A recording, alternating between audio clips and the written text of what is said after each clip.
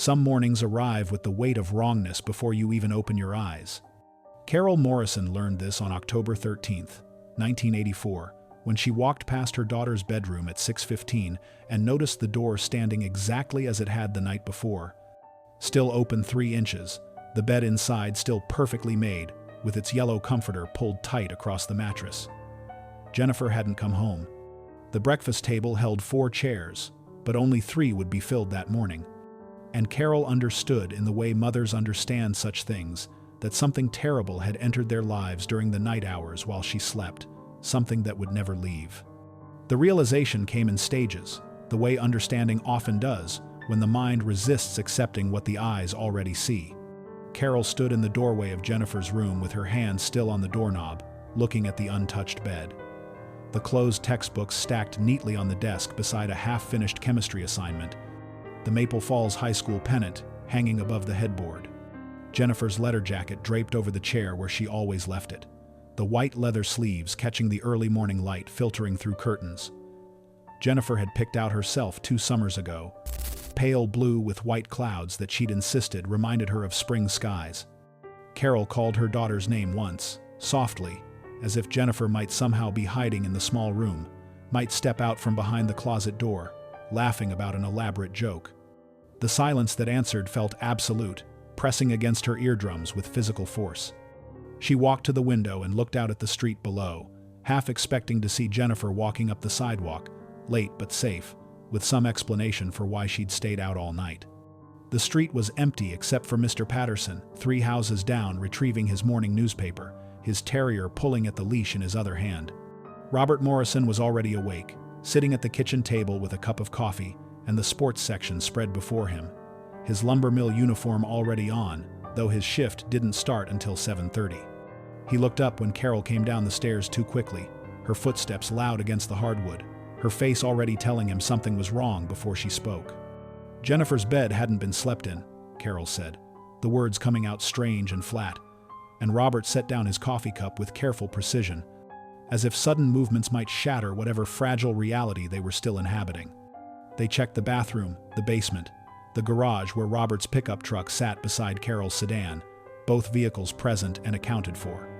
They called Jennifer's best friend, Amanda Pierce, waking her at 6:23, listening to the confusion in Amanda's sleepy voice as she insisted Jennifer had left the football game the night before, at 10:30, said she was walking home, seemed completely normal. Robert called 2 more friends, while Carol stood at the kitchen counter, gripping the edge until her knuckles turned white, and each call confirmed what they already knew, that Jennifer had last been seen walking away from Maple Falls High School at 10:47 the previous evening, heading toward home on a route she'd walked 100 times before. Jennifer Marie Morrison was 16 years old, a junior at Maple Falls High School, where her mother worked in the administrative office and where she'd attended since kindergarten. She was 5 feet 6 inches tall, weighed 123 pounds, had honey blonde hair that fell past her shoulders, and green eyes that her father always said looked like sea glass. She played shortstop on the school softball team, maintained a 3.7 grade point average, and had recently been elected junior class vice president. She'd spent Friday evening, October 12th, at the homecoming football game against their rival school from Cedar Ridge, wearing her letter jacket and sitting in the student section with Amanda and 3 other friends, cheering as Maple Falls won 21-14. The walk from the high school to the Morrison house on Birch Avenue covered 8 blocks through the heart of Maple Falls, a town of 3,200 residents, nestled in the foothills of Pine County, where everyone knew their neighbors and most families had lived for generations. The route took Jennifer down Main Street, past the drugstore, and the diner and the hardware store her grandfather had owned before he died, then left onto Birch Avenue, where maple trees formed a canopy over the sidewalk, and porch lights cast yellow pools across well-maintained lawns. It was a walk Jennifer had made countless times alone, in daylight and darkness, a walk that should have taken 15 minutes at most. Robert Morrison called the Pine County Sheriff's Department at 7:02 that morning, his voice steady as he reported his daughter missing, answering the dispatcher's questions with the precision of a man trying to hold himself together through force of will. Sheriff Thomas Warren arrived at the Morrison house at 7:26. A man in his early 50s who'd served as sheriff for 12 years, and had known the Morrison family since Robert and Carol moved to Maple Falls in 1968. He sat at their kitchen table taking notes in a spiral notebook, asking when they'd last seen Jennifer, whether she'd seemed upset or troubled, whether she had a boyfriend or any reason to run away. Jennifer had seemed perfectly normal at dinner Thursday night, Carol explained, her hands wrapped around a coffee cup she couldn't bring herself to drink. They'd eaten spaghetti, Jennifer's favorite, and she'd talked about the football game, about how the cheerleaders were planning a special routine at halftime, about her chemistry test, scheduled for Monday, that she felt prepared for.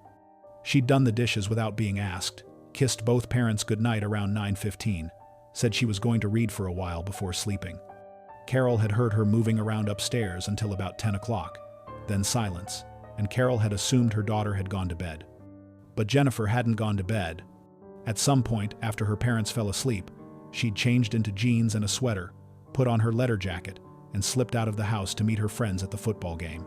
Carol hadn't known Jennifer planned to attend, would have driven her there and picked her up if she'd asked.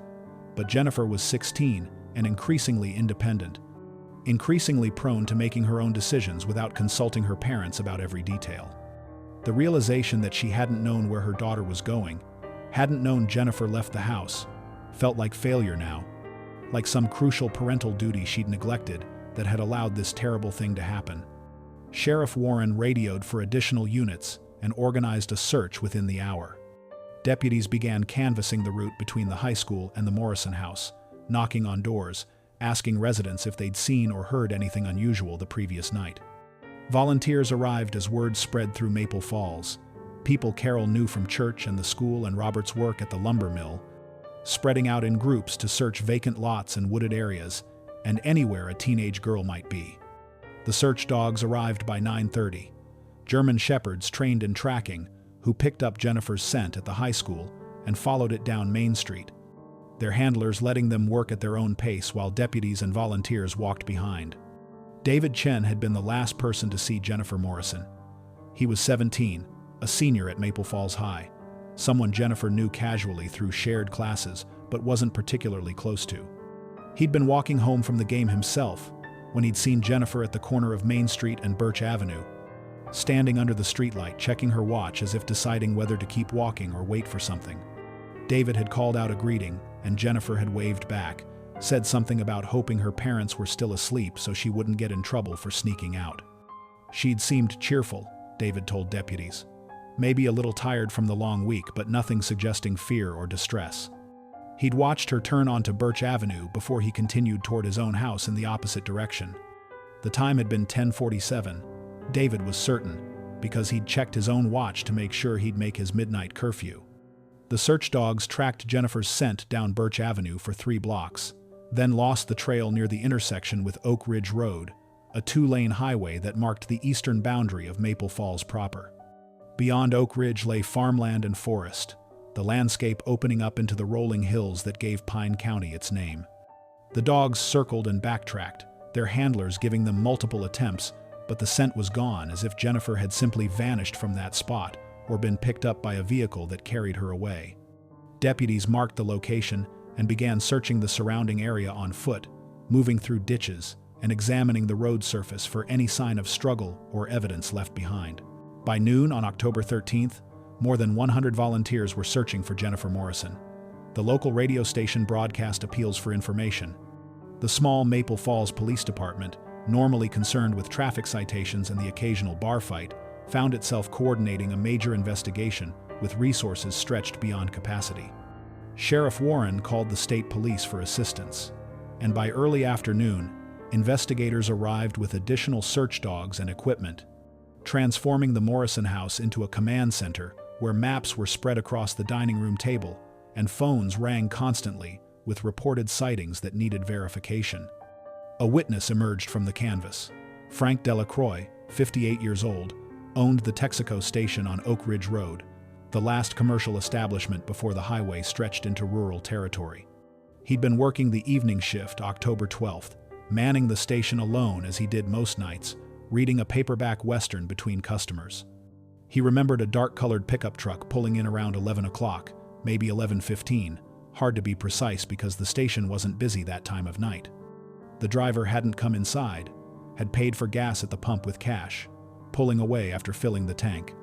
Frank hadn't gotten a good look at the driver's face, just an impression of someone male and youngish, but the truck had stuck in his memory because it wasn't local, not a vehicle he recognized, and Frank knew most of the trucks that regularly passed through.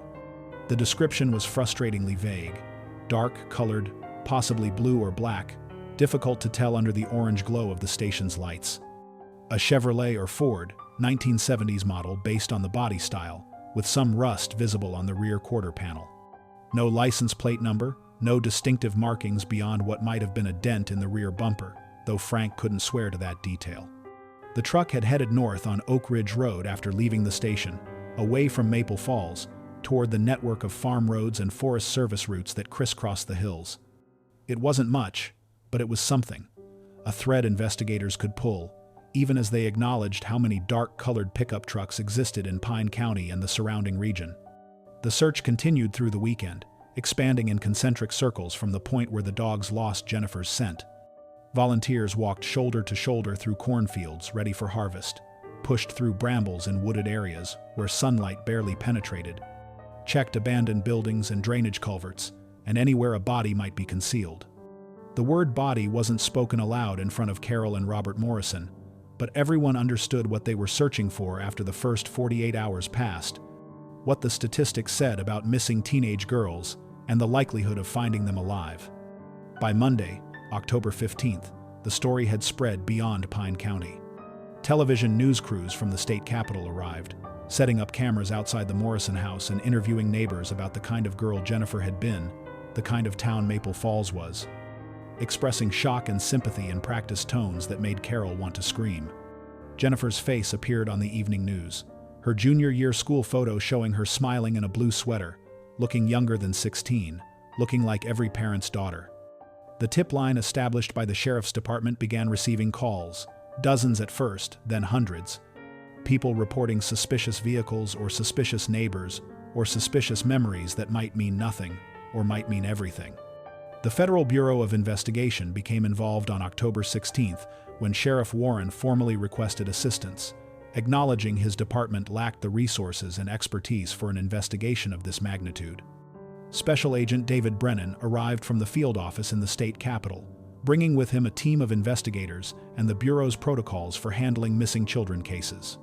They established formal command structure, coordinated the ongoing search efforts, and began the painstaking process of interviewing everyone who'd been at the football game October 12th, everyone who lived along Jennifer's route home, everyone who owned a dark-colored pickup truck in a 3-county radius.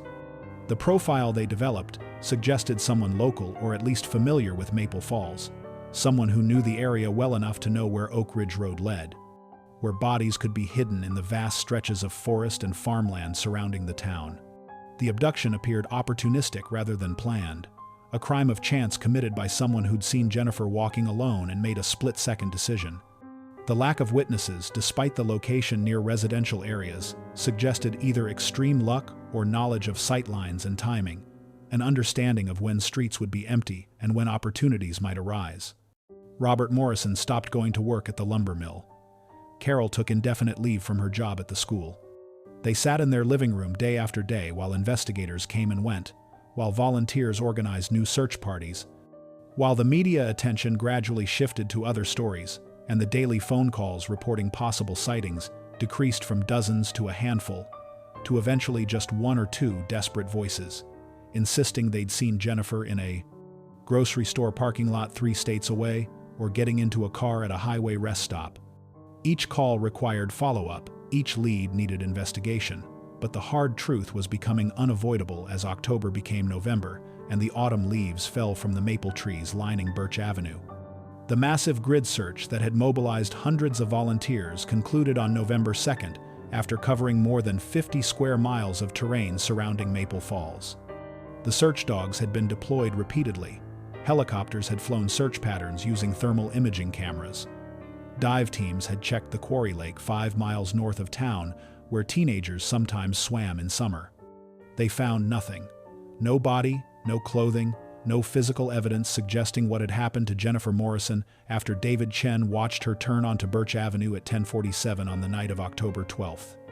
By December, the investigation had settled into the grinding routine of cold case work.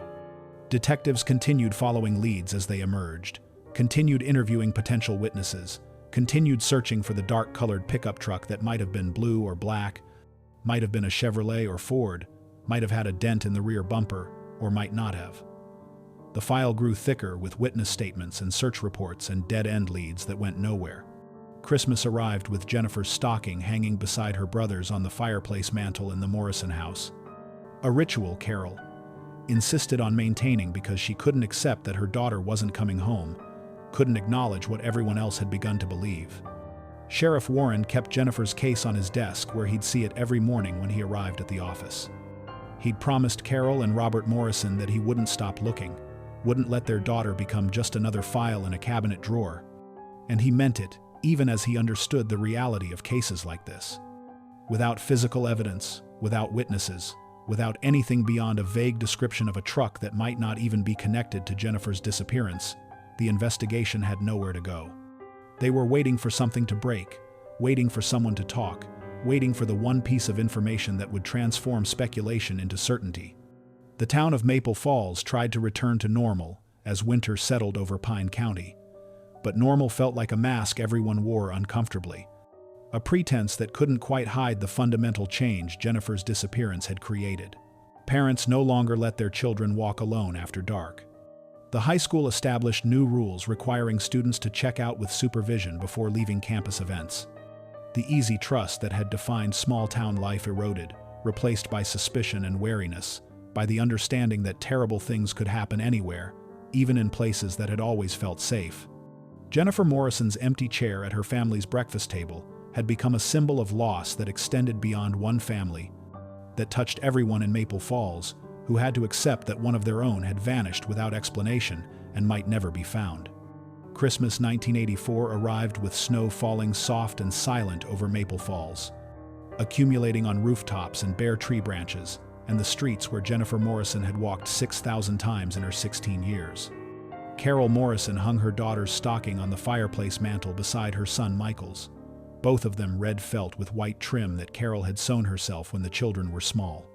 Michael was 12 now, old enough to understand that his sister probably wasn't coming home but young enough to still believe in impossible miracles, to wake Christmas morning, half expecting to find Jennifer sitting at the breakfast table explaining where she'd been all these weeks.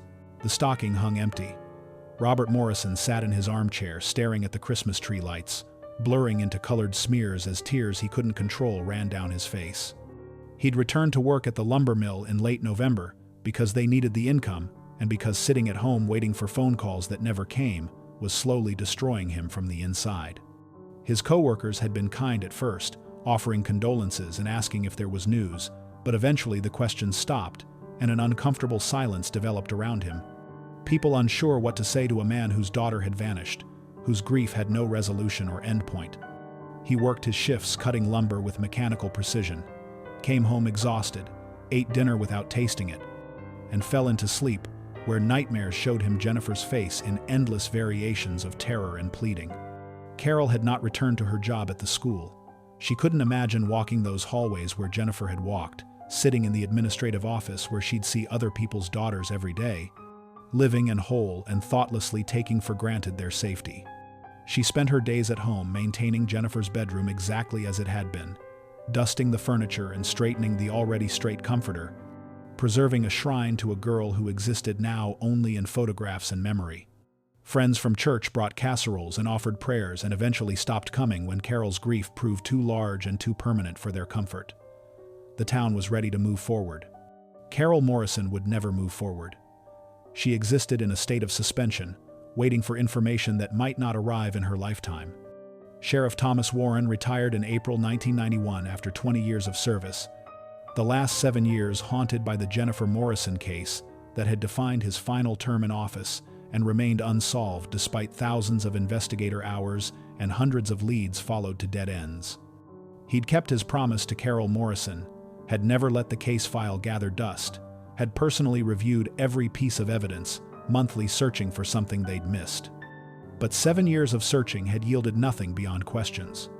His replacement, a younger man named Richard Dalton, who'd worked as a deputy during the original investigation, inherited the case file, along with a town that still remembered but had learned to live with not knowing.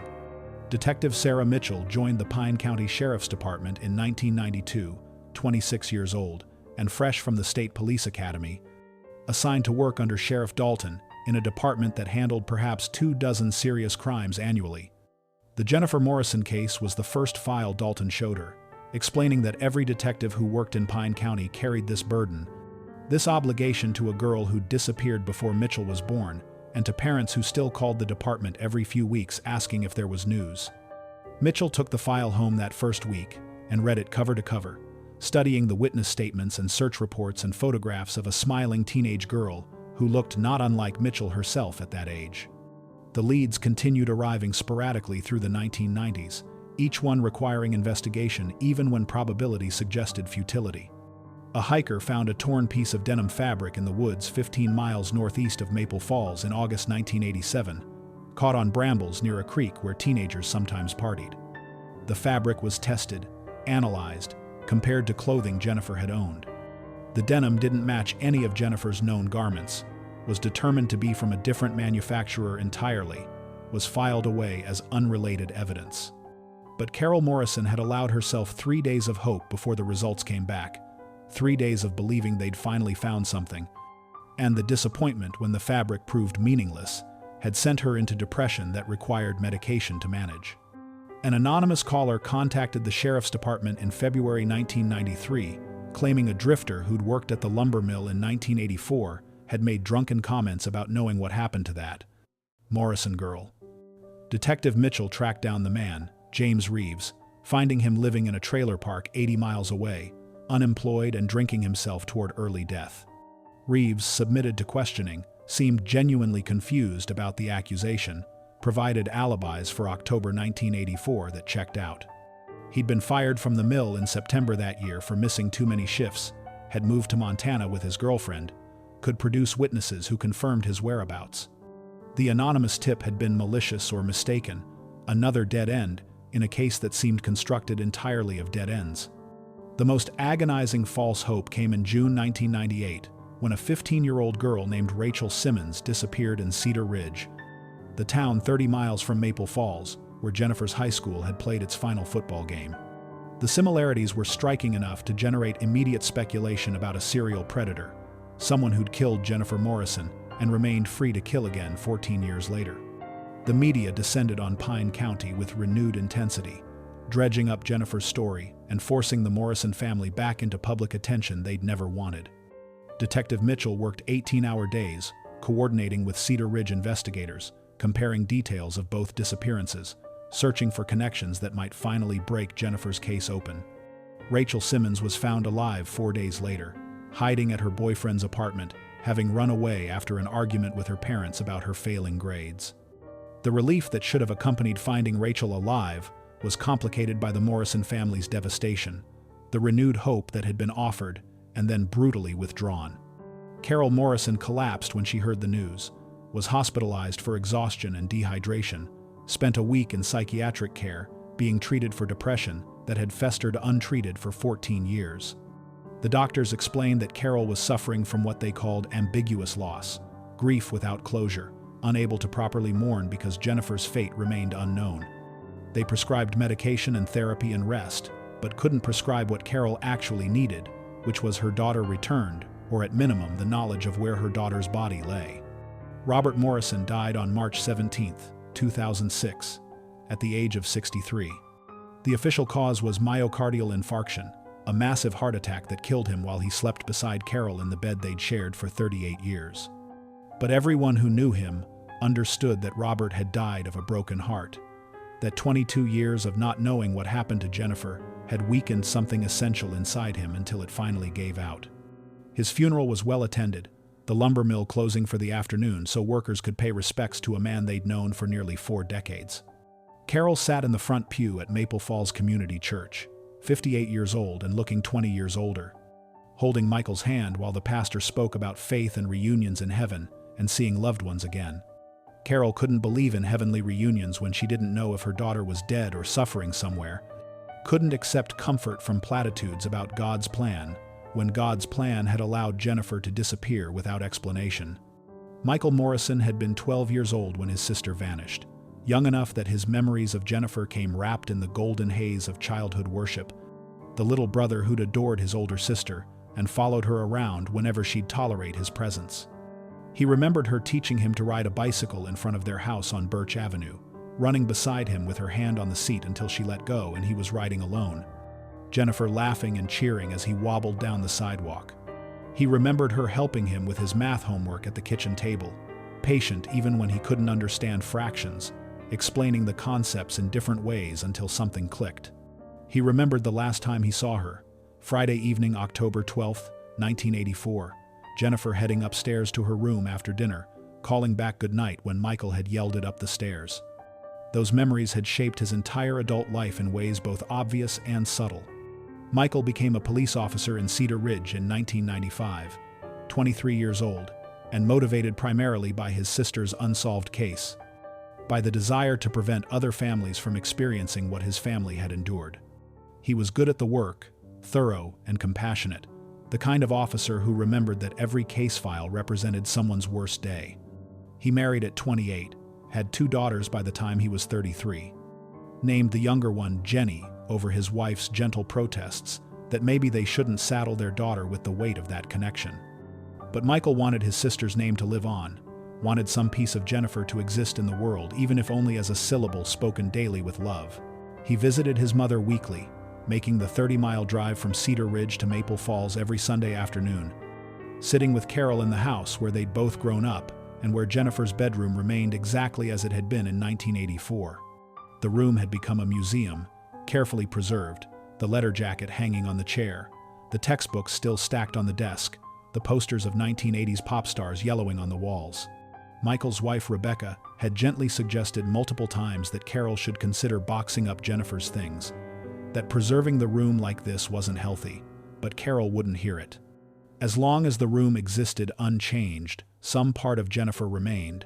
Some possibility existed that she might walk back through the front door and return to the life that had been frozen in time waiting for her. Carol Morrison became an advocate for missing persons families in the late 1990s, channeling her grief into helping others navigate the nightmare she'd been living for 15 years. She joined a support group for parents of missing children, attended conferences, learned about new investigative techniques and legislative efforts to improve how missing persons cases were handled. She worked with other families across the state, offering the hard-won wisdom that came from 2 decades of experience with law enforcement and media and the crushing weight of not knowing. She gave interviews on each anniversary of Jennifer's disappearance, keeping her daughter's case in public consciousness even as years accumulated and the likelihood of resolution diminished. Detective Sarah Mitchell, now 38 years old and a senior investigator in the Pine County Sheriff's Department, checked Jennifer Morrison's case file on the first Monday of every month without fail. It had become ritual, a promise she'd made to herself and to Carol Morrison, a refusal to let bureaucratic indifference or the passage of time erase Jennifer from official memory. She read through witness statements she'd memorized years ago, studied photographs she could have drawn from memory, searched for connections she might have missed in previous reviews. The file had grown thick over 2 decades, filled with dead-end leads and false sightings and investigative reports that documented exhaustive efforts yielding nothing useful. The advancement of DNA technology through the 2000s offered new hope for cold cases across the country, cases where biological evidence had been collected but couldn't be analyzed with older techniques. Mitchell had the Jennifer Morrison evidence re-examined multiple times as technology improved, hoping something useful might be recovered from the few items they possessed. But there was no biological evidence to test.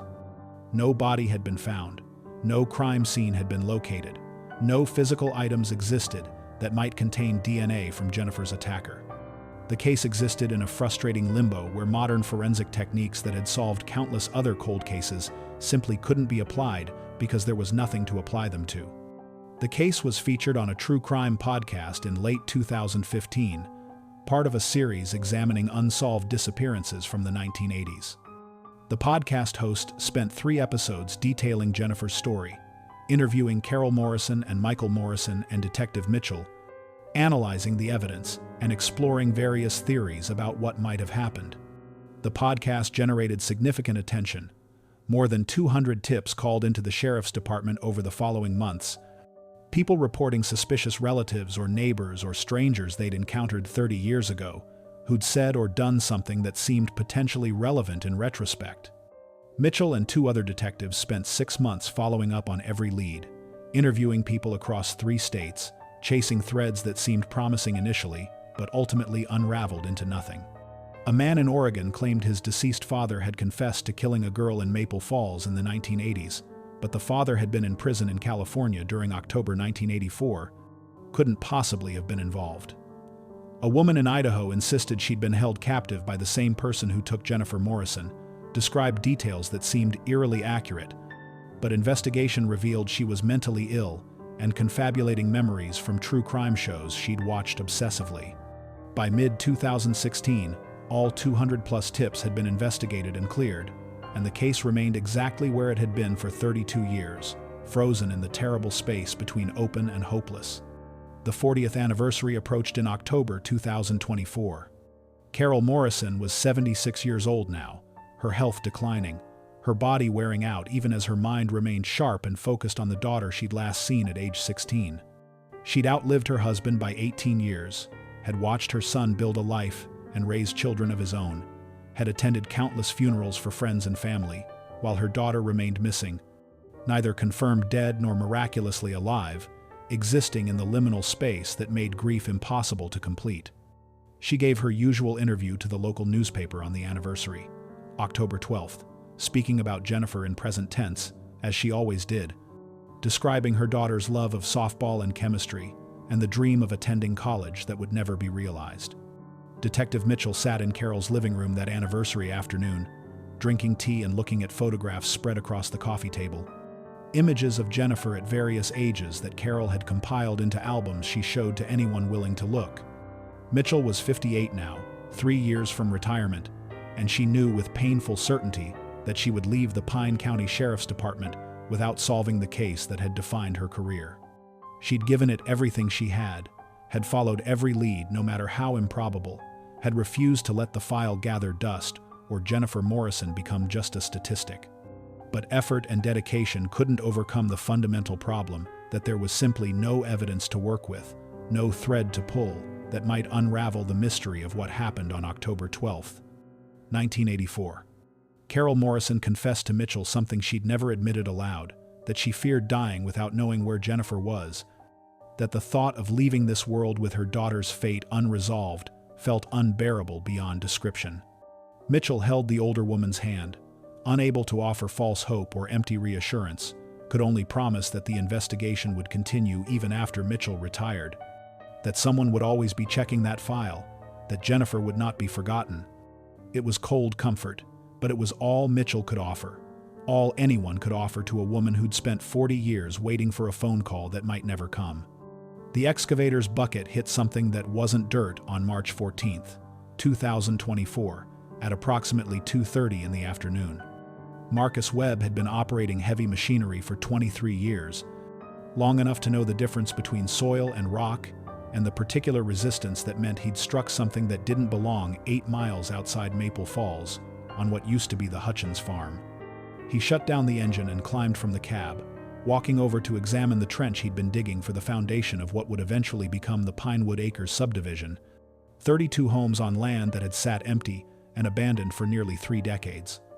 The soil was dark and loamy, good earth that had grown corn and soybeans for generations before Walter Hutchins died in 1995, and his widow Martha had let the farm operations cease, too old and too tired to maintain what her husband had built. Martha had died in 1997, and the property had sat vacant ever since, wading through estate settlements and tax complications, and finally, a sale to Summit Ridge developers, who'd broken ground 2 weeks ago on what they promised would be affordable family housing for Pine County's growing population. Marcus had been clearing the southern section of the property, scraping away topsoil to prepare for pouring concrete, when his bucket had revealed something pale and curved protruding from the earth. He called his supervisor before touching anything, some instinct warning him that this wasn't construction debris or an old fence post, and within 20 minutes, the site had been cleared of workers and the Pine County Sheriff's Department had been contacted. Detective Sarah Mitchell arrived at 3:15, her heart already beating faster because she'd worked in this county long enough to know what bones looked like when they emerged from soil that had held them for decades. She stood at the edge of the trench, looking down at what Marcus Webb's excavator had uncovered, seeing the unmistakable curve of a human skull partially exposed, fragments of fabric visible in the dirt surrounding it. And she felt the terrible certainty that after 40 years, Jennifer Morrison had finally been found. The site was secured immediately. Yellow crime scene tape stretched around a perimeter extending 50 feet in every direction from the excavation. The county coroner was called, then the state forensic anthropology team, then the FBI, because this was potentially connected to a 40-year-old federal investigation that had never been officially closed. Detective Mitchell stood in the March wind, watching specialists arrive with equipment and expertise, transforming the quiet farmland into a carefully controlled archaeological dig, where every shovelful of earth needed to be examined and documented and preserved as evidence that might finally explain what had happened in October 1984. Dr. Rebecca Torres arrived from the state capitol at 6:30 that evening, a forensic anthropologist who'd worked dozens of cold cases across the region, carefully extracting human remains from graves and construction sites and wooded areas where killers had thought their secrets would stay buried forever. She established protocols immediately, bringing in portable lighting as darkness fell, organizing a grid system around the burial site, explaining to the assembled law enforcement personnel that this excavation would take days, not hours, if they wanted to preserve every possible piece of evidence. Mitchell watched Torres work with meticulous precision, photographing everything before touching anything, using brushes and small tools to carefully expose more of the skeleton without disturbing its position or scattering fragments that might prove crucial. The skull was small, suggesting a young person, and the bones that emerged over the next hours confirmed a female, approximately 15 to 18 years old, based on development markers Torres could identify even in the field. The body had been buried in a shallow grave approximately 4 feet deep, positioned on its side in a slightly fetal position. Fragments of clothing remained, the synthetic fibers more resistant to decay than the cotton garments that had largely disintegrated. Torres identified what appeared to be a nylon jacket, pieces of denim that might have been jeans, rubber sole fragments from shoes. There was also jewelry, small items that had survived burial better than organic materials, including a thin gold chain with a tiny cross pendant still attached. Mitchell felt her throat tighten looking at that necklace because she'd seen photographs of Jennifer Morrison wearing something similar in her junior year school picture, a delicate gold cross that had been a confirmation gift from her grandmother. It wasn't proof yet, couldn't be confirmation until dental records were compared or DNA analysis completed. But Mitchell knew with the certainty that came from 40 years of searching that they'd found the girl who'd walked away from a football game in October 1984 and never arrived home. She stepped away from the excavation site to make the phone call she'd dreaded making for 3 decades, dialing Carol Morrison's number with hands that shook despite years of training to remain professionally composed. Carol answered on the 3rd ring, her voice cautious because she'd learned that calls from the sheriff's department after business hours rarely brought good news. Mitchell asked if Michael could come over, if Carol wanted family present for this conversation, but Carol said no. You said whatever Mitchell needed to tell her should be said now without delay, because 40 years of waiting had taught her that postponing bad news didn't make it easier to hear. Mitchell explained as gently as possible that human remains had been discovered at a construction site outside Maple Falls, that preliminary examination suggested a young female buried decades ago, that they'd found jewelry that might match items Jennifer had worn. She didn't say they'd found Jennifer's body because that wasn't confirmed yet, but her tone carried the weight of what she believed, and Carol understood immediately what this meant. The silence on the other end of the line lasted so long Mitchell thought the call had been dropped, but then she heard Carol breathing, heard something between a sob and a gasp, heard 40 years of grief and uncertainty transforming into terrible confirmation. Carol asked where, and Mitchell explained about the Hutchins farm, the development project, the excavator operator who'd had the wisdom to stop and call for help. Carol said she remembered the Hutchins farm, remembered Walter and Martha from church, remembered the property sitting empty for years while legal complications prevented its sale. She'd driven past it countless times, never imagining that her daughter had been there all along, buried in soil that had frozen and thawed and frozen again through 40 winters, while Carol had searched and hoped and slowly lost the will to believe Jennifer might be found. The dental records were requested within hours, pulled from storage where they'd been maintained specifically for this purpose. The possibility that someday Jennifer's remains might be discovered and identification would be necessary. Dr. Richard Pemberton, who'd been the Morrison family dentist in 1984 and was now 81 years old and long retired, was contacted at his home and agreed to come to the morgue at 7 o'clock the following morning to assist with comparison. The skeletal remains were transported from the Hutchins farm to the county morgue with extraordinary care. Dr. Torres personally supervising the removal from the burial site and ensuring every bone and fragment was documented in position before being collected. The comparison took less than an hour on the morning of March 15th. Dr. Pemberton examined the skull's dental structure under bright lights, while Dr. Torres stood beside him, pointing out specific features, and the match was unmistakable. The Morrison girl had had a distinctive overlap of her upper incisors that Pemberton had been planning to correct, with braces scheduled for Christmas break 1984, braces Jennifer had never lived to receive. She'd also had 3 fillings in her molars from cavities treated over the years, fillings that corresponded exactly to Pemberton's records and to the amalgam still present in the teeth recovered from the grave. By 8:30 that morning, the identification was official and certain. The remains discovered at the Hutchins farm belonged to Jennifer Marie Morrison, missing since October 12, 1984.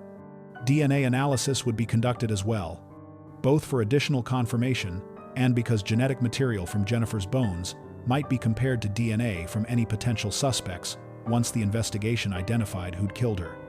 Carol Morrison had maintained Jennifer's bedroom unchanged for 40 years, and among the preserved belongings was Jennifer's hairbrush, still containing strands of hair that could provide reference samples. The forensic team collected the brush that afternoon, Carol watching with dry eyes as strangers bagged evidence from her daughter's room.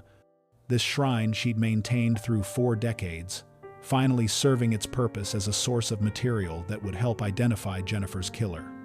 The media arrived in Maple Falls by evening on March 15th. News vans with satellite dishes parked along Main Street, reporters doing stand-ups in front of the sheriff's department and the Morrison house, and the Hutchins farm where crime scene tapes still fluttered in the wind.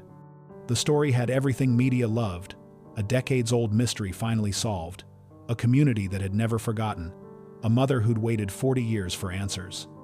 Carol Morrison declined most interview requests, but released a brief statement through Michael, saying she was grateful Jennifer had been found, that knowing where her daughter was brought some small measure of peace, even as it confirmed the worst fear she'd carried for 40 years. The autopsy was conducted over 3 days by Dr. Torres with assistance from the county medical examiner and a forensic pathologist brought in from the state crime lab. The skeleton was nearly complete, missing only small bones from the hands and feet that had likely been scattered by root growth or animal activity over the decades. The examination revealed cause of death, trauma visible even after 40 years of burial. The skull showed fracture patterns consistent with blunt force impact, specifically to the left posterior region, a blow that would have caused immediate unconsciousness and likely death within minutes. The hyoid bone in the throat also showed damage suggesting strangulation, though whether that occurred before or after the skull fracture couldn't be determined with certainty. What was certain was that Jennifer Morrison had died violently, had been murdered and buried in a shallow grave on the Hutchins farm within hours or days of her disappearance. The investigation that had been frozen for 40 years suddenly accelerated with new urgency. Detective Mitchell assembled a task force that included investigators from the state police and the FBI, agents who'd worked the original case in 1984, and younger investigators who brought fresh perspectives and modern techniques. They began with the Hutchins farm itself, researching its history, and everyone who'd had access to that property in October 1984. Property records showed Walter and Martha Hutchins had owned the farm since 1956, had operated it as a working agricultural property growing corn and soybeans and maintaining a small herd of cattle. They'd employed seasonal workers during harvest periods, hired local teenagers for odd jobs, had been well-respected members of the Maple Falls community who'd never been connected to anything criminal or suspicious. Walter Hutchins had died in December 1995 at age 73, 10 years before DNA technology advanced to the point where the evidence now being processed could have been analyzed. Martha had survived him by less than 2 years, dying in September 1997 at age 71. Neither had ever been suspects in Jennifer's disappearance, had been interviewed briefly during the original investigation and cleared because they'd been in their 60s at the time, seemed unlikely perpetrators, and had no known connection to Jennifer Morrison beyond living in the same small town. But someone had buried Jennifer's body on their property, had known the farm well enough to choose a location where a grave wouldn't be immediately discovered, had access to the land at a time when the burial could be conducted without witnesses. The employment records were crucial. Mitchell obtained them from the Hutchins estate files, stored boxes of paperwork that had been maintained by the law firm handling the property sale to Summit Ridge developers. The records showed the farm had employed 4 seasonal workers during the fall harvest of 1984, men hired to help with the corn harvest and general maintenance before winter. 3 of the 4 were tracked down relatively quickly. James Patterson was 71 now, living in a nursing home in Cedar Ridge, suffering from advanced dementia that made him unable to answer questions coherently. Thomas Vickers was deceased, had died in a car accident in 1992. Ronald Martinez was 63, living in a town 2 hours south of Maple Falls, working as a school janitor. He agreed to an interview willingly, provided DNA samples without hesitation, and had alibis for October 12, 1984, that were verified through old employment records, showing he'd been working a night shift at a different farm 20 miles away. The 4th worker was more difficult to locate. James Patrick Sullivan, who'd gone by the nickname JP. He had been 19 years old in October 1984, according to the employment records that listed his social security number and a local address where he'd been renting a room. Sullivan had worked at the Hutchins farm from August through November 1984, had been paid in cash weekly, had left Maple Falls in late November with a forwarding address in Denver, Colorado listed in Walter Hutchins's careful records. Tracking him from Denver proved challenging because Sullivan had moved frequently over the following decades, leaving trails in multiple western states that required patient research to follow. Mitchell finally located James Patrick Sullivan in Spokane, Washington, where public records showed he'd been living since 2012 and working as a warehouse supervisor for a industrial supply company. He was 59 years old now, married briefly in 1996, and divorced in 2003, father of 2 adult children who lived in other states. His background check revealed nothing alarming. No criminal record, no arrests, no history suggesting violent tendencies or suspicious behavior. He appeared to be exactly what he claimed to be, an ordinary man who'd worked briefly at a farm in Pine County 40 years ago and had spent the subsequent decades building an unremarkable life far from Maple Falls. But certain details raised questions that needed answers. Sullivan had left Maple Falls abruptly in late November 1984, less than 6 weeks after Jennifer Morrison disappeared, abandoning his job at the Hutchins farm without the customary 2 weeks' notice. He'd moved to Denver and then kept moving, changing addresses every few years through the 1980s and 90s, a pattern that might suggest restlessness or might suggest someone avoiding scrutiny. Most significantly, Mitchell discovered through DMV records that Sullivan had owned a 1978 Chevrolet pickup truck in 1984, had registered it in Colorado in January 1985 shortly after arriving in Denver. The color listed on the registration was dark blue. The forensic laboratory at the state crime facility had processed thousands of evidence samples over the decades, extracting DNA from clothing and weapons and biological material that told stories of violence and guilt in the language of genetic markers and probability statistics. The fabric fragments recovered from Jennifer Morrison's grave arrived in sealed evidence bags on March 20, 2024, handled with extraordinary care because 40 years of burial had degraded the material to the point where contamination or rough handling might destroy whatever microscopic evidence remained. The lead forensic analyst, Dr. Catherine Reynolds, examined the fragments under magnification before beginning extraction protocols, looking for any traces of biological material that might have survived 4 decades in soil that froze and thawed with seasonal cycles. The nylon jacket fragments yielded the most promising samples. Synthetic fibers resisted decay better than natural materials, and the jacket's inner lining showed areas where sweat and skin cells might have transferred during whatever struggle had ended Jennifer's life. Reynolds worked with painstaking precision over 3 days, using techniques that hadn't existed in 1984, extracting microscopic quantities of genetic material and amplifying it through polymerase chain reaction processes that could generate testable DNA profiles from samples containing only a few cells. The work was tedious and uncertain, but on March 23rd, Reynolds obtained a partial profile from epithelial cells recovered from the jacket's collar area, cells that testing confirmed did not belong to Jennifer Morrison. The profile was incomplete, degraded by time and environmental exposure to the point where only 13 genetic markers could be reliably identified instead of the 20 typically used for comparison. But 13 markers were enough for preliminary analysis, enough to eliminate suspects or suggest matches that warranted further investigation. The profile indicated a male contributor, which aligned with investigative theories about Jennifer's attacker. The DNA was entered into the Combined DNA Index System, the national database maintained by the FBI that contained profiles from convicted offenders and crime scenes across the country, but no matches were found. Whoever had killed Jennifer Morrison either had no criminal record requiring DNA submission or had committed the crime before widespread DNA collection became standard practice.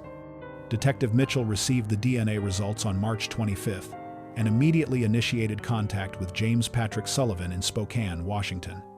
The approach required careful consideration because Sullivan was not officially a suspect, was merely someone who'd worked at the Hutchins farm during the relevant time period and owned a vehicle matching the vague description provided by a witness 40 years earlier. Mitchell couldn't compel a DNA sample without probable cause, couldn't obtain a warrant based solely on Sullivan's employment history and vehicle ownership. But she could request voluntary cooperation, could explain that investigators were seeking DNA from anyone connected to the Hutchins farm to eliminate innocent parties and narrow the suspect pool. The phone call was made on March 26th at 9:30 in the morning, Mitchell introducing herself and explaining the situation with careful neutrality, describing the discovery of Jennifer Morrison's remains and the need to collect elimination samples from everyone who'd had access to the burial location. Sullivan's response raised immediate concerns. His voice carried tension that seemed disproportionate to the situation, a nervousness that manifested in long pauses and careful word choices that suggested someone weighing each statement for potential consequences. He claimed he barely remembered Maple Falls, said he'd worked there only briefly 40 years ago, couldn't recall specifics about the farm or the people he'd worked with or anything about a missing girl, though surely such a thing would have been news at the time. Mitchell pressed gently, asking about the circumstances of Sullivan's departure from Maple Falls, why he'd left so abruptly in late November without finishing the harvest season. Sullivan's explanation was vague, something about family issues requiring his return to Colorado, about the job being temporary anyway, about being young and restless and not thinking through decisions the way adults should. Mitchell asked about the pickup truck, and Sullivan confirmed he'd owned a blue Chevrolet in those years.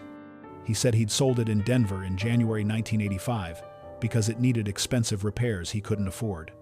Mitchell explained that providing a DNA sample would help eliminate him from consideration, would allow investigators to focus elsewhere, and after a pause that stretched several seconds too long, Sullivan agreed to cooperate.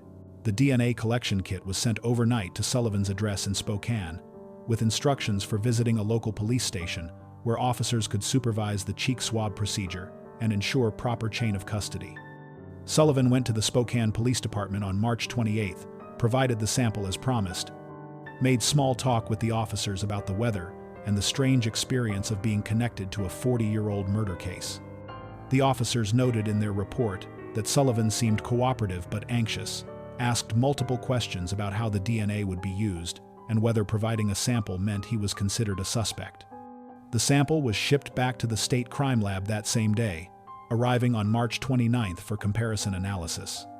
While waiting for DNA results, Mitchell's investigation team conducted parallel research into Sullivan's background and movements after leaving Maple Falls. His employment history showed a pattern of frequent job changes through the 1980s and early 90s, working warehouse positions and construction jobs across Colorado, Utah, and Montana, before settling somewhat in Oregon during the late 90s. His credit history was unremarkable. His tax records showed modest but steady income. His marriage and divorce records revealed no allegations of violence or abuse.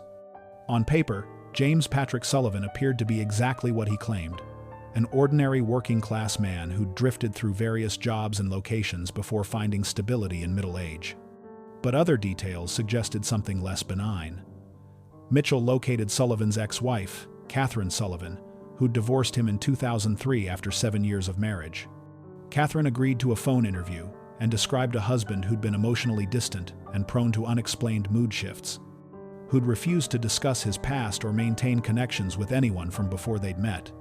She remembered asking once about his childhood and teenage years, curious about the usual biographical details couples share, and Sullivan had become uncharacteristically angry, said the past was irrelevant and she should focus on their present life together. Catherine had attributed this to a difficult upbringing he didn't want to revisit, but looking back through the lens of a murder investigation, she wondered if his secrecy had protected darker secrets than family dysfunction. The breakthrough emerged from an unexpected source on April 2, 2024. Helen Kowalski was 82 years old, living in the same house adjacent to the former Hutchins farm, where she'd resided since marrying her late husband in 1962. She'd read about Jennifer Morrison's remains being discovered on the property, had seen news coverage showing photographs of the burial site, and something had stirred in her memory. A detail she'd forgotten for 40 years, suddenly surfacing with the clarity that sometimes accompanies old age, when recent memories fade, but distant events become sharp again. She called the sheriff's department and asked to speak with whoever was investigating the Morrison case, said she remembered something from October 1984 that might be relevant. Detective Mitchell drove to Helen Kowalski's house that afternoon, finding a sharp-minded elderly woman who apologized for not coming forward sooner, explained that she hadn't connected her memory to Jennifer's disappearance until seeing where the body had been found. Helen invited Mitchell into a living room filled with photographs of children and grandchildren, served coffee in delicate china cups, and described what she'd witnessed late one October night in 1984. The exact date was uncertain after 40 years, but Helen thought it was perhaps a week or 10 days after the Morrison girl had gone missing, sometime in the period when searches were still active and the community remained on high alert. She'd been unable to sleep that night, a common problem even then, and had been sitting in her upstairs bedroom reading when she heard a vehicle on the Hutchins property. The sound was distinctive because the farm was typically quiet after dark, Walter and Martha being early to bed and early to rise, and the access road ran directly past Helen's house, separated only by a fence line. Helen had looked out her window and seen vehicle headlights moving slowly along the farm road, heading toward the fields in the southern section of the property. She'd watched for several minutes, curious about who might be working at that hour, but the vehicle had been too far away and the night too dark to see details beyond the lights. The following morning, Helen had been in her garden and had seen J.P. Sullivan, the young man who worked at the Hutchins farm, hosing out the bed of his pickup truck in the yard between the barn and the equipment shed. She'd waved hello and Sullivan had noticed her, seemed startled by her presence, had waved back but quickly turned away and continued his work. Helen remembered the interaction clearly now because Sullivan's reaction had seemed odd, almost furtive, as if he'd been caught doing something he shouldn't. The truck had been dark blue, she was certain of that detail, and there'd been a dent in the rear bumper on the driver's side.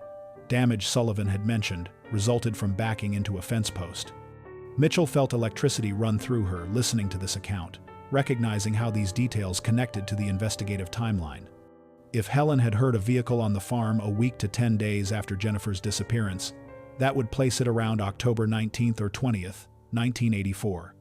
If Sullivan had been washing out his truck the following morning with unusual thoroughness, that suggested he'd been removing evidence of something, cleaning away dirt or blood or traces of whatever he'd transported the night before. Helen's statement wasn't proof of murder, but it was the first direct connection between Sullivan and suspicious activity on the farm during the critical period when Jennifer's body had presumably been buried. The DMV records from 1984 confirmed Sullivan's truck had the described damage. A dent in the rear bumper noted on a repair estimate Sullivan had obtained in September 1984, but apparently never acted upon. Photographs from the estimate showed the distinctive damage Helen had remembered, an impact crater in the metal approximately 6 inches in diameter on the driver's side. The gas station attendant who'd reported seeing an unfamiliar dark pickup near Oak Ridge Road on the night of Jennifer's disappearance had mentioned possible damage to the vehicle, but hadn't been specific about location or severity. Helen's account provided that specificity, created a thread connecting the truck seen near where Jennifer vanished to the truck driven by a man who worked where Jennifer's body was ultimately discovered. The DNA comparison results arrived on April 5, 2024. Dr. Reynolds called Detective Mitchell directly, rather than simply emailing the report, her voice carrying the weight of significance even before she delivered the findings. The DNA profile obtained from James Patrick Sullivan's cheek swab matched the partial profile extracted from Jennifer Morrison's jacket at 13 out of 13 available genetic markers.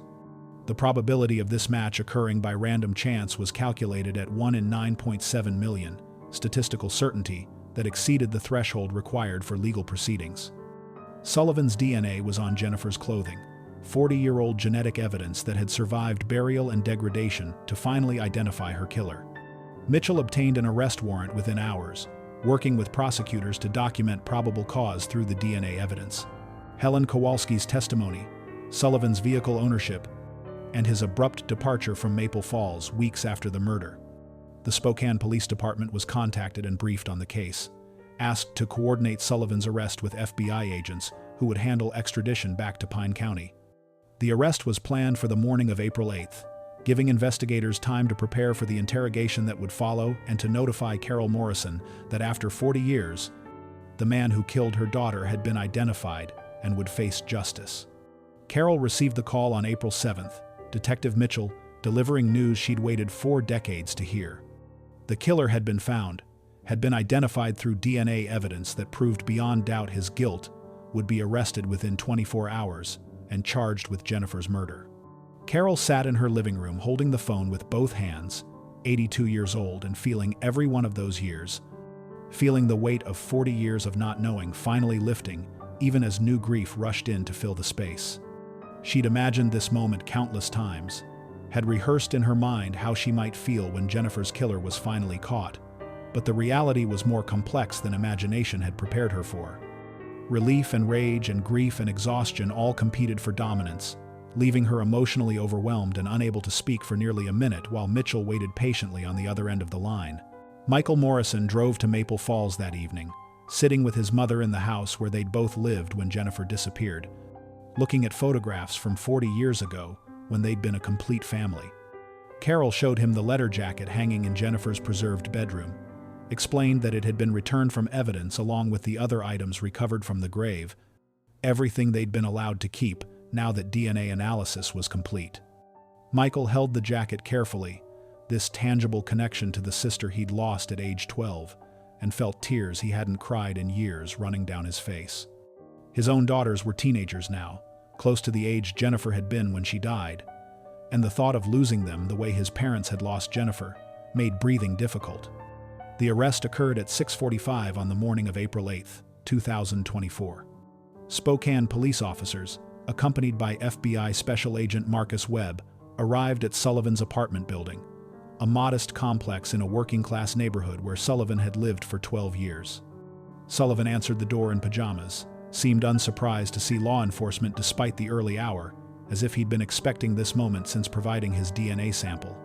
Webb read him his rights while officers secured the apartment, and Sullivan listened without expression, asked for a lawyer immediately, refused to answer any questions beyond confirming his identity. He was handcuffed and transported to the Spokane Police Department for processing before being transferred to federal custody for extradition to Pine County. The search of Sullivan's apartment yielded no obvious evidence connecting him to Jennifer Morrison or to Maple Falls, 40 years having erased any physical traces that might have remained. But investigators found a photograph album tucked into a closet shelf, old pictures from Sullivan's younger years, including several from his time in Maple Falls during 1984. The photographs showed Sullivan at the Hutchins farm, standing beside farm equipment, posing with other workers whose names were written on the backs of prints. One photograph showed Sullivan leaning against a dark blue pickup truck with a visible dent in the rear bumper, the damage Helen Kowalski had remembered seeing clearly present in the image. The photograph was dated on the back in Sullivan's handwriting, September 1984, placing it 1 month before Jennifer's murder. The extradition process took 2 weeks while Sullivan's attorney filed motions attempting to delay transfer to Pine County, arguing various procedural objections that were systematically denied by federal judges who found no merit in the defense's arguments. Sullivan was transported to Pine County on April 22nd, arriving in shackles at the county jail where he was processed and held without bail pending trial. The media descended on Maple Falls again, 40 years after Jennifer's disappearance, documenting the arrest of her killer and interviewing residents who remembered the case and the fear it had created in their community. The interrogation occurred on April 23rd in an interview room at the Pine County Sheriff's Department. Detective Mitchell and FBI Special Agent Webb sitting across a metal table from James Patrick Sullivan and his attorney. Mitchell opened with a carefully prepared strategy, presenting evidence systematically, giving Sullivan opportunities to explain away each piece before introducing the next. She showed him photographs of Jennifer Morrison, asked if he remembered seeing her in Maple Falls in October 1984. Sullivan conferred briefly with his attorney, then stated he did not remember Jennifer, had no recollection of her disappearance despite it being major news at the time. Mitchell showed him the employment records from the Hutchins farm, confirmed Sullivan had worked there during the relevant period. Sullivan acknowledged this was accurate but claimed he remembered little about the job or his time in Maple Falls. Said 40 years was too long to maintain clear memories of a brief employment period. Mitchell presented Helen Kowalski's statement about seeing Sullivan wash his truck the morning after hearing a vehicle on the farm at night. Sullivan's face remained carefully neutral, but his hands tensed on the table, the first visible crack in his composure. He claimed he didn't remember this incident, suggested the elderly witness might be confused or mistaken after so many decades. The DNA evidence proved impossible to explain away. Mitchell presented Dr. Reynolds' report showing the genetic match between Sullivan's sample and the profile extracted from Jennifer's clothing, walked through the statistical probability, made clear this wasn't circumstantial evidence but scientific certainty, connecting Sullivan to the victim. Sullivan's attorney requested a recess to confer privately with his client, and when they returned an hour later, Sullivan's demeanor had shifted from denial to something approaching resignation. He admitted, finally, that he'd known Jennifer Morrison, had seen her walking alone on Oak Ridge Road on the night she disappeared. But the admission came with qualifications and justifications. The narrative of a man trying to minimize his guilt, even while acknowledging its existence. Sullivan claimed he'd offered Jennifer a ride, said she'd accepted willingly, said they'd talked briefly before something went wrong, before Jennifer had become frightened for reasons Sullivan couldn't adequately explain. He claimed her death had been an accident, a struggle that escalated beyond his control, a tragedy he'd regretted for 40 years but had been too frightened to confess.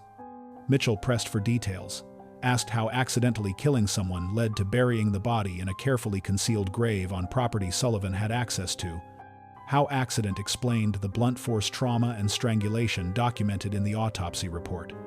Sullivan's story fell apart under questioning, contradictions emerging as Mitchell and Webb systematically dismantled each claim. He couldn't explain why Jennifer would have accepted a ride from someone she barely knew, couldn't explain the specific location of the grave, suggesting premeditation and knowledge of the farm's layout, couldn't explain why he'd fled Maple Falls weeks after the murder if his actions had been truly accidental. His attorney attempted to end the interrogation multiple times, but Sullivan seemed almost compelled to continue talking, as if 40 years of carrying this secret had created pressure that needed release, even when silence would have better served his legal interests. The interrogation concluded after 3 hours, with Sullivan providing a statement that admitted to causing Jennifer's death while maintaining it hadn't been intentional murder, a legal distinction his attorney hoped might spare him from the most serious charges. Mitchell left the interview room knowing prosecutors would have no difficulty proving premeditated murder based on the burial alone, the careful concealment of the body demonstrating consciousness of guilt and planning that contradicted claims of accidental death. Sullivan was returned to his cell to await arraignment, and Mitchell walked outside into April sunshine that felt somehow wrong given the darkness of what she'd just witnessed. A man finally admitting to killing a 16-year-old girl 40 years ago, and offering justifications that rang hollow and self-serving. James Patrick Sullivan was sentenced to life without parole on November 15, 2024. Judge Crawford's words were measured but forceful, acknowledging the decades of pain Sullivan had inflicted on the Morrison family and the entire Maple Falls community. Carol Morrison attended every day of the trial, watching the man who'd stolen her daughter finally face consequences 40 years delayed. Jennifer Marie Morrison was laid to rest on December 7th in Maple Falls Cemetery under gentle snowfall. The headstone read, "Forever 16, never forgotten, finally home." Hundreds attended, honoring not just how Jennifer died but how she'd lived, the softball player and honor student whose dreams had been stolen at 16. Carol finally packed Jennifer's preserved bedroom in January 2025, keeping only the letter jacket and photographs. The room had been a shrine for 41 years, but transformation felt necessary now. She visited Jennifer's grave weekly, talking to her daughter about family and the town that never forgot her. Maple Falls began healing, the wound finally closing after 4 decades, remembering Jennifer not as a victim, but as a daughter who came home at last.